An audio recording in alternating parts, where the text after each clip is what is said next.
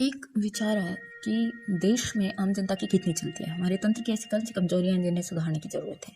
अर्थशास्त्री आईआईटी दिल्ली की प्रोफेसर दीपिका खेड़ा कहती हैं कि भारत में लोकतंत्र की बहस बहुत पुराना मुद्दा है। आमतौर पर जब इस पर बहस होती है अभिव्यक्ति की आज़ादी पर चर्चा सिमट जाती है, लेकिन महामारी ने हमारे तंत्र की ऐसी कमजोरियां उजागर की हैं जिन्हें सुधारने की जरूरत है। पिछले साल जब कोरोना से देश में दहशत थी, तब सरकार ने बिना सोचे समझे देशव्यापी कड़े लॉकडाउन की घोषणा कर दी थी और लोगों को इधर उधर जाने का मौका भी नहीं दिया था। नतीजन मानवीय आपदा स्वास्थ्य आपदा से गंभीर हो गई थी। लाखों मजदूर लाचार हो गए। काम नहीं तो रोज कमा कर खाने वाले लोग खर्च, किराया इत्यादि कहाँ से लाते।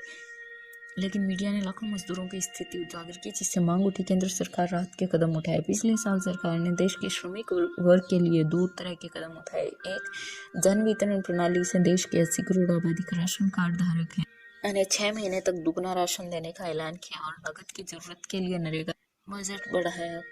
कुछ लोगों को, उन महिलाओं को जिनके जनधन योजना के खाते हैं, 1500 रुपये नकद दिए। बावजूद इसके 80 करोड़ 66% आबादी के पास राशन कार्ड है, फिर भी देश भर में भूख और लाचारी की रिपोर्ट आ रही थी। जब खाद्य सुरक्षा कानून पर चर्चा हो रही थी, तब एक वर्ग था जिनका मानना था कि जन वितरण प्रणाली को यूनिवर्सल होना चाहिए, लेकिन तब यूपीए 2 सरकार नहीं माने।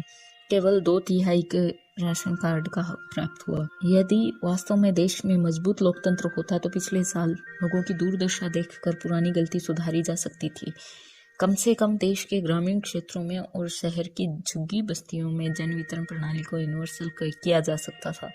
पिछले साल कई राज्यों में शहरी मजदूरों के लिए राज्य सरकार की तरफ से कैंटीन चलाई गई। इसमें पके भोजन के पैकेट लोग ले सकते थे, या तो मुफ्त थे या फिर सस्ते दाम पर। यह भी जरूरी सीख थी कि शहरी गरीबों को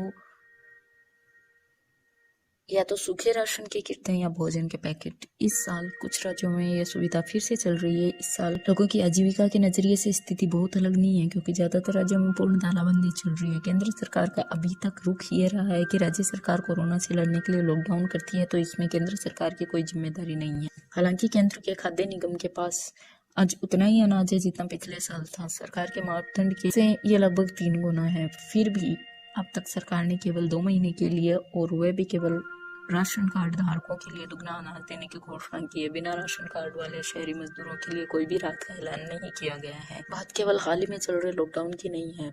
पिछले 12 महीने से देश में कई सर्वे हुए जिसमें बार बार ये खबर आ रही है कि बेरोजगारी बढ़ी है, नौकरी वालों की आय कम हुई है। यानी पिछले साल से आर्थिक धक्के से ये लोग अभी तक उभरे नहीं है कि एक और लॉकडाउन झेलना पड़ रहा है। बेशक इस साल केंद्र सरकार के स्वास्थ्य इमरजेंसी संभालने में ज्यादा जोर लगाना पड़ रहा है, लेकिन अलग अलग मंत्रालय बने ही इसलिए हैं कि स्वास्थ्य मंत्रालय महामारी पर ध्यान दे और ग्रामीण विकास खाद्य मंत्रालय लोगों की बुनियादी जरूरतों का काम कर सकें। ऐसे प्रतीत हो रहा है जैसे सब कुछ ही हाथों में केंद्रित होने से सरकार की कार्यशैली पर असर हो रहा है। और कुछ लोग कह सकते हैं कि सरकार के पास पैसा नहीं है, लेकिन जब तक सेंट्रल विस्टा का निर्माण का काम जारी रहेगा तब तक लोगों के लिए मानना बहुत मुश्किल है कि सरकार के पास बुनियादी जरूरतों के लिए पैसे की कमी है। बात भी सही है।